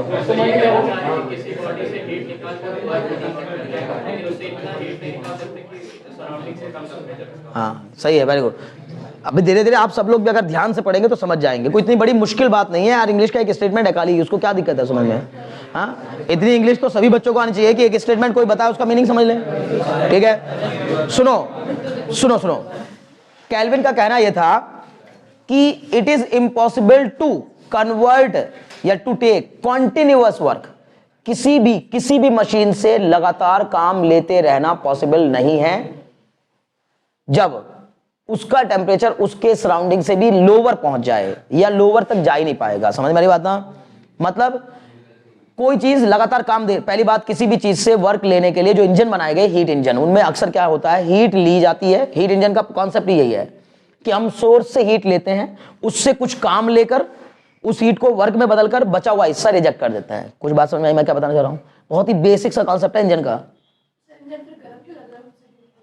तो हमने क्या किया, हमने सोर्स से हीट लिया, इंजन से हीट नहीं ली है। किससे, सोर्स से। इंजन के अंदर जलने वाला फ्यूल सोर्स है। हीट का सोर्स कौन है, इंजन थोड़ी ना सोर्स है। जैसे मैंने उस दिन बताया था आपको कि रात में जब आप सो रहे होते हैं तो हीट का सोर्स कंबल थोड़ी ना है, कौन है? हमारी बॉडी है। समझ में आ रही बात ना? हीट सोर्स हमारी बॉडी है। हीट जनरेट कौन कर रहा है? बॉडी जनरेट कर रही है। हीट का सोर्स हमारी बॉडी है, समझ गए ना? कंबल नहीं है। कंबल हीट को क्या नहीं करता है? जनरेट नहीं करता, बस क्या करता है? ट्रैप करके रखता है। क्लियर है ना? बाहर नहीं निकलने देता, लेकिन हमारी बॉडी जनरेट करती है। सुनो, अब उसी तरह से इंजन के अंदर इंजन का जो फ्यूल बर्न हो रहा है वो सोर्स ऑफ हीट है। सोर्स ऑफ हीट हम क्या करते हैं? उस फ्यूल को बर्न करते हैं। बर्न करने पर वो बहुत ज्यादा अमाउंट में हीट जनरेट करता है। उस बहुत ज्यादा अमाउंट में जाने वाली हीट का काम क्या होगा? हमने पढ़ा है, कहीं भी हीट जनरेट हो रही होगी तो वो हीट दो कामों में बटेगी। कुछ हिस्सा इंटरनल एनर्जी को राइज करने में जाएगा और कुछ हिस्सा वर्क डन में जाएगा। इंटरनल एनर्जी में आने वाला राइज मींस टेम्परेचर में आने वाला इंक्रीमेंट। क्लियर? तो वो जो इंटरनल एनर्जी राइज हो रही लगातार, उसकी वजह से इंजन गर्म हो जाता है। समझ में आ रही बात ना? टेम्परेचर भी तो राइज होता रहता है साथ साथ, और वर्क भी करते रहते हैं। और अगर मान लो कि रिजेक्शन ना हो, सुनो यार, अगर हीट रिजेक्शन ना हो तो इंजन इतना गर्म हो जाएगा फट जाएगा इंजन। मतलब हीट रिजेक्शन मतलब क्या? गाड़ी के अंदर गाड़ी का जो साइलेंसर है उसको ब्लॉक कर दो, ठीक है ना? किसी गाड़ी के साइलेंसर को ब्लॉक कर दिया, अगर खुदा न खास्ता, ऐसी गलतियां नहीं करनी है, बहुत बड़ा एक्सीडेंट और बहुत बड़ा नुकसान से हो सकते हैं किसी के भी साथ। इस तरह की हरकतें नहीं करनी है। हो जाता है, बहुत से लोग कर देते हैं। पता लगा किसी गाड़ी खड़ी है, उसके साइलेंसर में ठूस दिया कुछ, ठीक है ना? अब पता लगा वहां से जो साइलेंसर से जितनी हीट रिजेक्ट होनी चाहिए थी वो हो नहीं पा रही है। अब वो सारी हीट इंजन के अंदर वापस लौट रही है। इंजन खराब हो सकता है, इंजन बस्ट तक हो सकता है। समझ में आ रही बात ना? क्लियर है? क्या कर रहा है? मैं बार बार कह रहा हूं, इंजन का काम क्या है? इंजन का काम है सोर्स से हीट लेगा, उसमें से कुछ हिस्सा वर्क में कन्वर्ट करेगा, कुछ इंटरनल एनर्जी को राइज करने में जाएगा और कुछ को रिजेक्ट कर देगा। रिजेक्ट, समझ गए ना? हीट रिजेक्शन का मतलब सर उतनी हीट को बियर नहीं कर पा रहा, उसमें से कुछ हिस्सा सराउंडिंग को दे देगा। समझ गए ना? इसीलिए हम कहते हैं भाई दिल्ली में गर्मियां बहुत ज्यादा बुरी होती हैं। कारण इतने वाहन चलते हैं, इतना टेम्परेचर राइज हो जाता है कि इसका कहना नहीं। समझ में आ रही बात ना? वाहनों से निकलने वाला जो एग्जॉस्ट है वो खुद टेम्परेचर राइज करता है। समझ गए ना? क्लियर है? बहुत अच्छे, चलो आगे बढ़ते हैं। दूसरी बात, इसका मतलब अभी समझ में आ गया स्टेटमेंट केल्विन का। उसने कहा कि ऐसा, हे बच्चे ध्यान लगाओ, ऐसी कोई मशीन नहीं हो सकती या ये चीज इंपॉसिबल है कि हम किसी चीज का टेम्परेचर उसके सराउंडिंग, हे बच्चे इधर ध्यान लगाओ, सराउंडिंग भी नहीं बोला उसने, सराउंडिंग का भी कोल्डेस्ट। कुछ लोग इतने महान होंगे, वो बोलेंगे सर मैं ना सराउंडिंग से कम टेम्परेचर पे भी वर्क ले सकता हूं चीजों से। सराउंडिंग से कम टेम्परेचर का मतलब उसके आसपास का सराउंडिंग थोड़े ज्यादा टेम्परेचर पे है और दूर का सराउंडिंग, क्योंकि सराउंडिंग मेरे लिए साइबेरिया भी है। पता है आपको ये बात कि नहीं? मैं अगर सिस्टम हूं तो मेरे लिए साइबेरिया भी क्या है? सराउंडिंग है। लेकिन साइबेरिया का टेम्परेचर तो आप जान ही रहे होंगे कि कितना कम है। समझ में आ रही बात ना? या मेरे लिए तो ग्रीनलैंड भी क्या है? सराउंडिंग है। तो उसका कहना यही था कि ये इम्पॉसिबल है कि किसी मशीन से काम लिया जा सके। कब? जब उसका टेम्परेचर उसके कोल्डेस्ट, उसके सराउंडिंग के कोल्डेस्ट पार्ट से भी नीचे चला गया हो, नहीं जा सकता। उसके बाद काम नहीं लिया जा सकता, खत्म। वो चाहे वो मशीन ही क्यों ना हो, मतलब चाहे वो मेटल की बनी हुई मशीन ही क्यों ना। इंसान तो खैर बहुत जल्दी सरेंडर कर देगा। इंसान से अगर आप उसके लोअर टेम्परेचर पर ले जाकर काम लेने की कोशिश करोगे तो बहुत जल्दी, तुम लोग देख नहीं रहो क्या हालत होती है। 8 बजे आकर के ना 15 मिनट 20 मिनट काम शुरू कराने में लगते हैं बच्चों को। जब वो 10-15 मिनट क्या कर लेते हैं, ऐसे हाथ पूरे अच्छे से मसल लेते हैं, तब जाके भैया अब हाथ काम करना शुरू किए। तो इंसान तो बहुत जल्दी सरेंडर कर देता है। अगर टेम्परेचर क्या होने लगे? डाउन होने लगेगा। टेम्परेचर डाउन लगेगा तो काम करना लोग बंद कर देते हैं धीरे धीरे। आप देख ही रहो कि मार्केट के हाल क्या है, ठीक है ना? तो इस समय क्या होता है, सर्दियों में कोई बाहर ही नहीं निकल रहा है। करो ना, आज तक तो कोई कर नहीं पाया, करो, कौन मना कर रहा है? इसके लिए कोई मनाही नहीं है, ठीक है? ऐसी कोई डिवाइस बनाओ जो कि यह काम कर सके, मैं कब मना कर रहा हूं। चलो हो गया खत्म, आगे बढ़ो। क्लॉसियस स्टेटमेंट, दूसरा स्टेटमेंट लिखिए, क्लॉसियस स्टेटमेंट, ये लिखिए स्पेलिंग CLAUSIUS, क्लॉसियस स्टेटमेंट।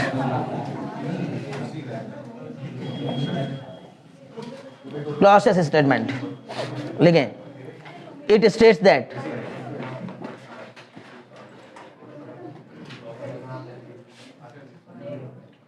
ना, इट स्टेट्स दैट, बस ये लिखवा के छुट्टी करेंगे, अगली क्लास में पढ़ेंगे आगे चीजें, ठीक है ना? अभी मतलब केमिस्ट्री पढ़ेंगे, लिखो। It states that, it states that, हो गया यहां तक? It is impossible. फिजिक्स में ना बहुत कम जगह पर इम्पॉसिबल वर्ड यूज होता है। लेकिन ये देखो ऐसे दो स्टेटमेंट है जहां पे इम्पॉसिबल वर्ड यूज कर रहे हैं, ठीक है ना। It is impossible for a self acting machine, self acting machine मतलब खुद से काम करने वाली मशीन, ठीक है। It is impossible for a self acting machine, comma, unaided by any external agency, unaided, unaided की spelling UNAIDED, unaided, unaided, UNAIDED, unaided by any external agency, unaided by any external agency to comma लगा फिर से, external agency के बाद external agency comma, to transfer heat from a body, to transfer heat from a body, to transfer heat from a body at lower temperature to transfer heat from a body at lower temperature to another at higher temperature, ठीक है। lower temperature to another at higher temperature क्या मतलब समझ में आया? To another higher temperature, और करके लिखो। इस स्टेटमेंट को थोड़ा सा बदल के लिख सकता, हालांकि स्टेटमेंट बेहतर होता है कि जो दिया गया वही लिखा जाना चाहिए। मैंने इसीलिए इसको एक डिट्टो लिखवा दिया, नहीं तो समझने के लिए आप आसान शब्दों में क्या लिख सकते हैं, लिखिए, ठीक है ना। लिखिए, naturally heat is transferred, naturally heat is always transferred from higher temperature body to lower temperature body, है ना।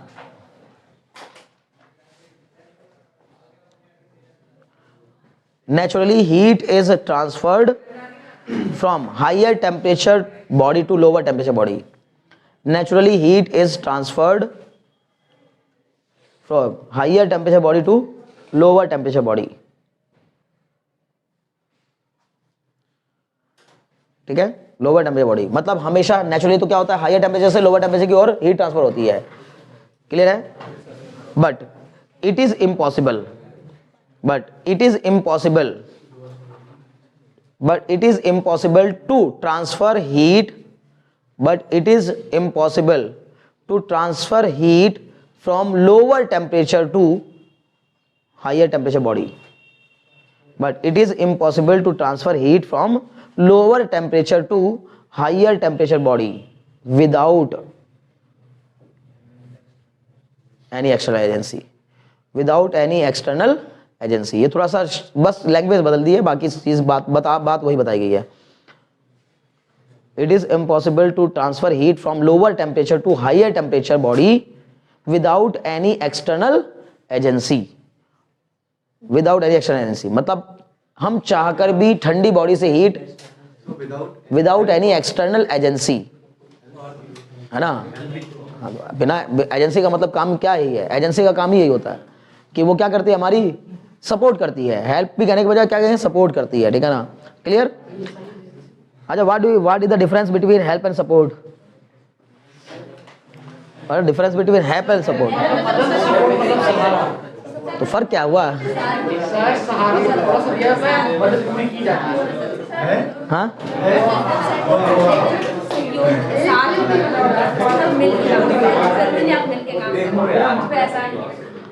हाँ ठीक, हाँ हाँ बताओ।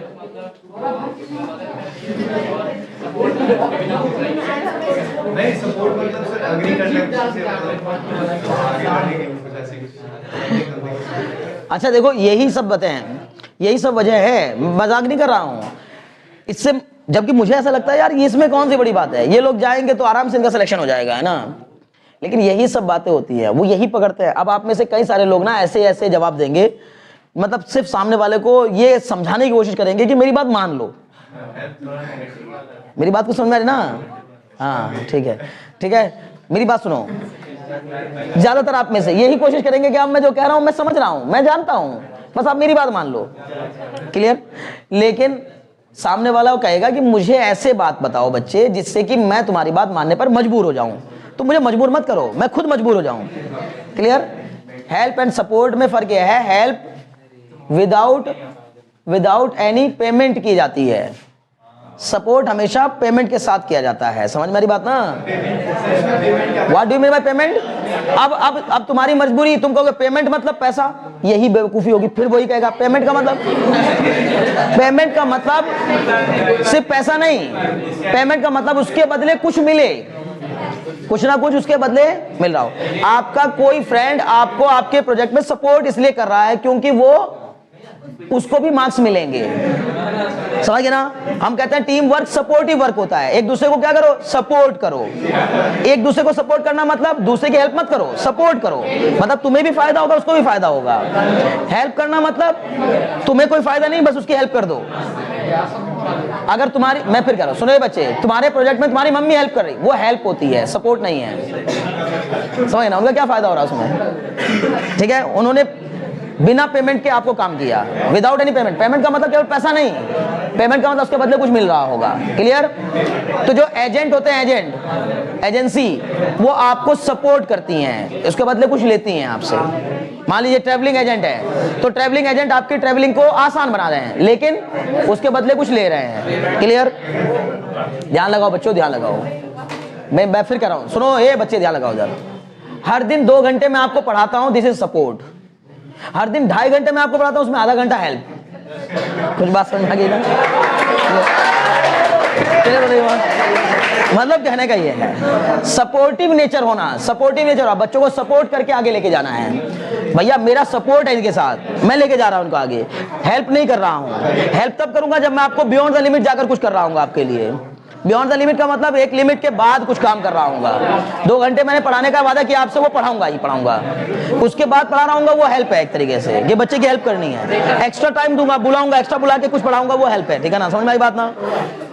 इस पीसीएम के अलावा कुछ और तुम मुझसे कुछ और पूछोगे, उसके लिए कोई पेमेंट नहीं ले रहा हूँ, हेल्प होगी वो। समझ में आ रही बात ना? किसमें? अच्छा, अब ये एक सपोर्ट तो ये हो गया। ये कौन सा सपोर्ट है? किसी चीज को सहायता प्रोवाइड करना, सहायक होना, सहायक होना उसके लिए। एक सपोर्ट होता है समर्थन, वो एक अलग कहानी है। मेरे विचारों को समर्थन दे रहे हो आप, वो अलग कहानी हो गई। ठीक है ना? उससे कोई लेना देना नहीं उसका। एग्री करना, जैसे तुम बोल रहे थे, वो तो मेरे विचारों से आप एग्री कर रहे हैं, मतलब मेरे सपोर्ट में है। ठीक है ना? समझ में आ रही बात ना? ओके, चलो। हाँ,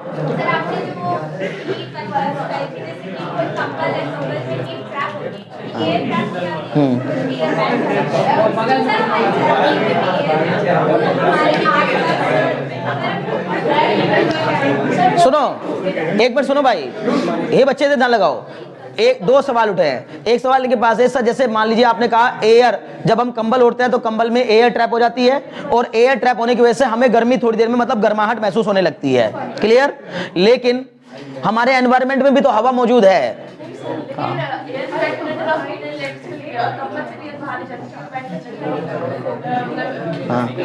हाँ, तो एयर का मतलब वही तो कह रहा हूं ना, यानी कि जो बाहर एनवायरनमेंट में एयर है उसी की बात कर रहे हो ना, मैं वही समझा रहा हूं। मुझे आपने बताने की जरूरत नहीं, मैं समझ गया कि क्या पूछना चाह रहा हूं। सुनो ये बच्चे, ध्यान लगाओ इधर मेरे बच्चे, ये जो एनवायरनमेंट में एयर मौजूद है ये भी हीट का ट्रैपर ही है, लेकिन अरे यार सुन नहीं रहे गधे, कंबल के छोटे एरिया में ज्यादा हीट ट्रैप हो जाती है, ज्यादा एयर ट्रैप हो जाती है, और इस सराउंडिंग में, इतना बड़ा सराउंडिंग है, उसमें जो एयर है उतनी ट्रैप नहीं है। मतलब जो एयर है वो गर्म होकर ऊपर भी उठ सकती है, जो आपने ट्रैप कर ली है कंबल के अंदर वो उतने ही में रहेगी। लेकिन अगर यहाँ एनवायरनमेंट का टेम्परेचर बढ़ता है तो हवा क्या होने लगती है? गर्म होकर ऊपर उठने लगती है, और ठंडी हवा नीचे आने लगती है। समझ में आ रही बात ना? भारी ठंडी हवा हमेशा भारी होती है, ठंडी एयर कैसी होती है? भारी। गर्म एयर हल्की, तो गर्म वाली एयर ऊपर जाने लगती है और ठंडी एयर नीचे आने लगती है, इसलिए हमें यहाँ हमेशा ठंडा महसूस होता रहता है। क्लियर है? एक वजह है। दूसरी वजह, अगर हम एयर, यहां पर एयर ट्रैपर की बात करेंगे, या अक्सर एयर तो यहां भी मौजूद है सराउंडिंग में भी, अगर ना होती एयर ना तो फिर ये टेम्परेचर बहुत ज्यादा कूल हो जाता है, इतना ठंडा हो जाता है कि कोई मतलब हम लोग जो हीट जनरेट कर रहे हैं ना उसको ये हवा ही तो रोक रही है, कि जो हमें इतनी भी गर्माहट मिल रही है कि सर्दियां हो रही हैं लेकिन हमें फिर भी, मतलब हम चल फिर रहे हैं, घूम फिर रहे हैं, ये हवा ही है जिसके अंदर वो गर्माहट है जो रोक रही है। लेकिन ट्रैपर का मतलब ये थोड़ी कि बिल्कुल ही रोक देगा, इंसुलेटर थोड़ी ना होता है, बैड कंडक्टर होता है। क्लियर है? ओके। हाँ तो फिर समझ गए ना, हो गया। चलो आज के लिए मुझे लगता है इतना काफी, फिजिक्स में केमिस्ट्री निकालिए, ठीक है ना। कल इस पे डिस्कशन करेंगे, कोई बात नहीं, मैथ्स बाद में उड़ेंगे, ठीक है ना। Sir math